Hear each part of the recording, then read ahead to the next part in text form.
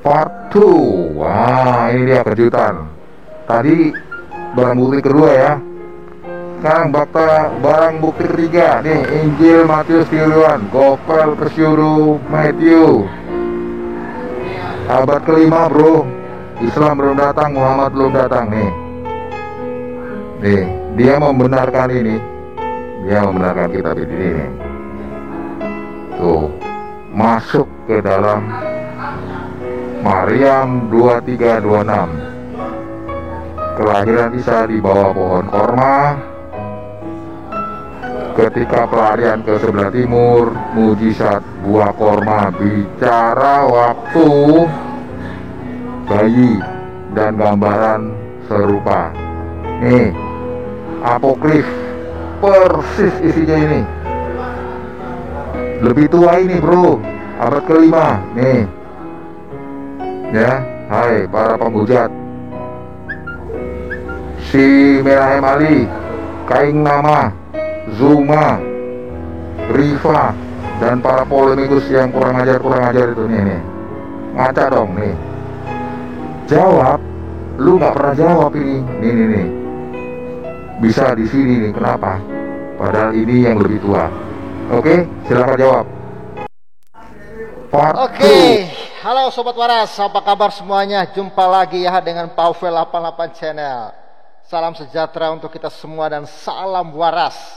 Yesuslah Tuhan dan Juru Selamat. Percayalah kepadanya supaya engkau tidak binasa dengan segala dosa-dosamu. Kita sering ya mendengarkan klaim dari pihak seberang bahwa ayat Quran mereka itu jatuh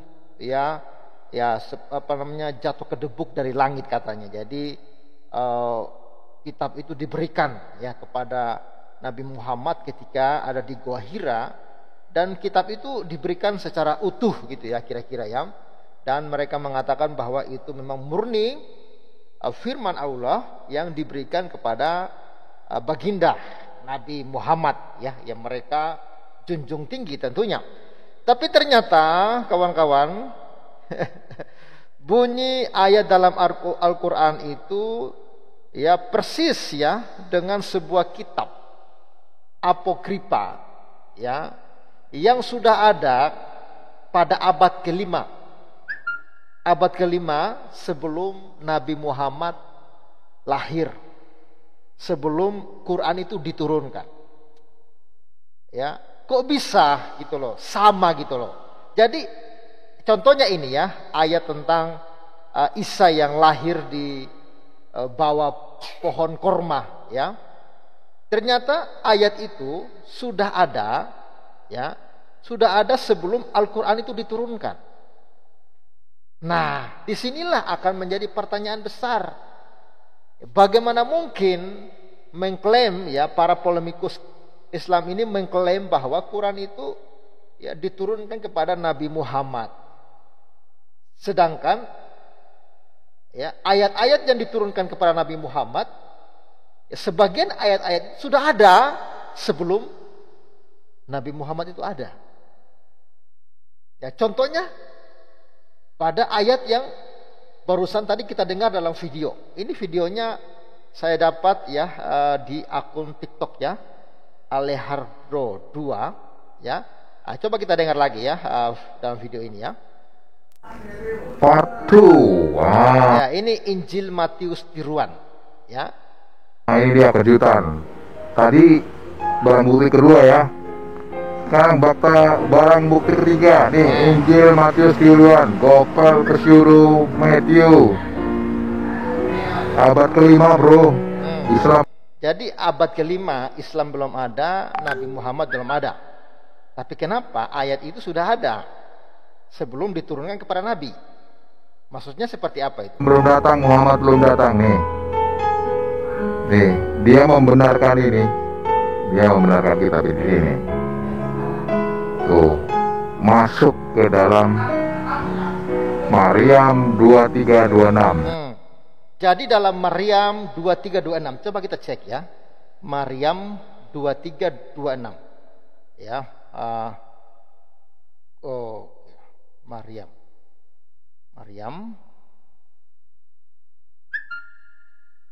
23 sampai 26. Kita tag ya.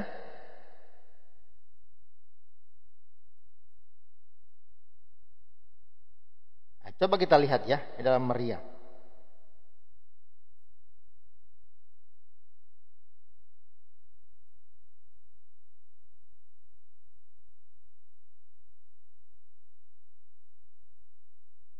Nah, maka makan minum bersenang hatilah engkau. Jika engkau melihat seseorang, maka katakanlah, sesungguhnya aku telah bernasar, berpuasa untuk Tuhan yang Maha Pengasih. Maka aku tidak akan berbicara dengan siapapun pada hari ini. Ah, maksudnya apa ini? Ah, ini ya. Ah, ini ayat 23-nya ya. Kemudian rasa sakit akan melahirkan, memaksanya ya bersandar pada pangkal pohon korma. Dia Maryam berkata, wahai, alangkah baiknya aku mati sebelum ini, dan aku menjadi seorang yang tidak diperhatikan dan dilupakan. Maka dia Jibril berseru kepadanya dari tempat yang rendah, janganlah engkau bersedih hati, sesungguhnya Tuhanmu telah menjadikan anak sungai di bawahmu, dan ya goyanglah pangkal pohon korma itu ke arahmu, niscaya pohon itu akan menggugurkan buah korma yang masak kepadamu. Maka makan, minum ya, dan bersenang hatilah engkau. Jika engkau melihat seorang, maka katakanlah, ya sesungguhnya aku telah bernasar, berpuasa untuk Tuhan yang Maha Pengasih. Maka aku tidak akan berbicara dengan siapapun. Jadi ayat-ayat tentang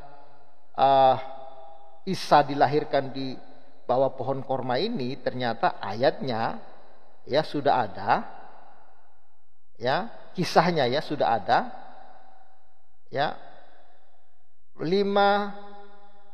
tahun abad ke-5 sebelum Masehi ya. Nah, coba kita abad ke-5 bro, Islam belum datang, Muhammad belum datang nih. Dia membenarkan ini. Dia membenarkan kitab ini nih. Tuh, masuk ke dalam Maryam 2326. Kelahiran Isa di bawah pohon korma. Ketika pelarian ke sebelah timur, mujizat buah korma bicara waktu bayi dan gambaran serupa. Nih, apokrif persis isinya ini. Lebih tua ini bro, abad ke-5 nih. Ya, hai para pembujat,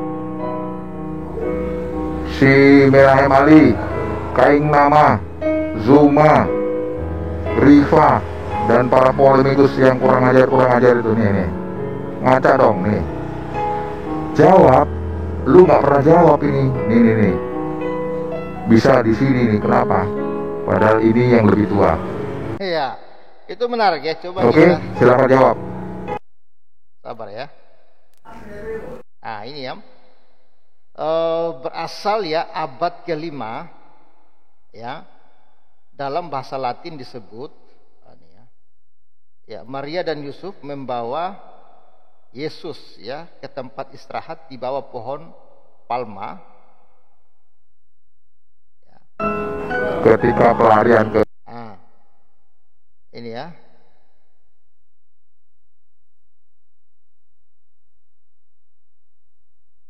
Aduh, lewat.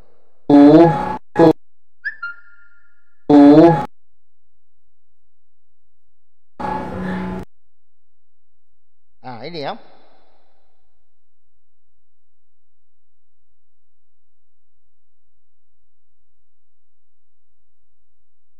Iya. Jadi dalam video ini menjelaskan bahwa ya ini kejadian tentang kelahiran Isa Al-Masih ini ya yang ada di ketika pelarian yang ada di Quran itu pada Maryam 23 sampai 26 ternyata isinya sama persis sudah ada di abad ke-5 sebelum Al-Quran diturunkan, sebelum Nabi Muhammad ada. Lalu pertanyaannya, apakah klaim bahwa Quran itu jatuh dari langit katanya ya, diberikan kepada Muhammad itu, apakah itu klaim yang benar atau jangan-jangan tidak benar? Ya, inilah dalam video tersebut meminta jawaban dari Manahem Ali, Kaing Nama, Zuma, Rifa, ya, dan polemikus-polemikus muslim lainnya. Kenapa ayat di dalam Al-Quran itu ternyata sudah ada terlebih dahulu sebelum Al-Quran itu diturunkan? Lalu apakah cocok klaim bahwa Al-Quran itu jatuh dari langit, ya, atau sebenarnya Al-Quran itu hanyalah ya kitab yang dikumpulkan dari kitab-kitab terdahulu, ya, dan ternyata kitab yang dikutip oleh yang ayatnya persis dengan ayat Quran, ternyata itu kitab yang dibuang atau yang tidak diakui di dalam kekristenan. Artinya itu adalah ayat-ayat yang menyesatkan di dalam kekristenan. Ya, silakanlah Anda berpikir bagaimana mungkin ya Nabi menerima ayat yang katanya kedebuk dari langit, ternyata ayat itu sudah ada abad ke-5 sebelum Nabi ada, sebelum Quran ada. Ya, silakan mikir. Semoga Anda waras ya, dan semoga yang bingung silakan bingung, yang ingin jawab silakan jawab. Jangan kerja lu kayak nama hanya bahas ayat Alkitab, hanya bahas Injil, lalu engkau dengan seenak kau ya melakukan penafsiran-penafsiran yang tidak jelas ya, padahal otak kau itu sangat-sangat tumpul dan tidak paham ayat Alkitab. Pantasan engkau meninggalkan Kristen karena memang engkau tidak punya iman di sana. Ingat, Yesuslah Tuhan dan Juru Selamat, percayalah kepadanya supaya engkau tidak binasa. Dukung terus Pavel 88 Channel dan bantu terus dukung pembangunan roh ibadah kami. Semoga apa yang Sobat Waras tabur bagi pekerjaan Tuhan akan berguna untuk kemuliaan nama Tuhan. Salam waras dan bye-bye.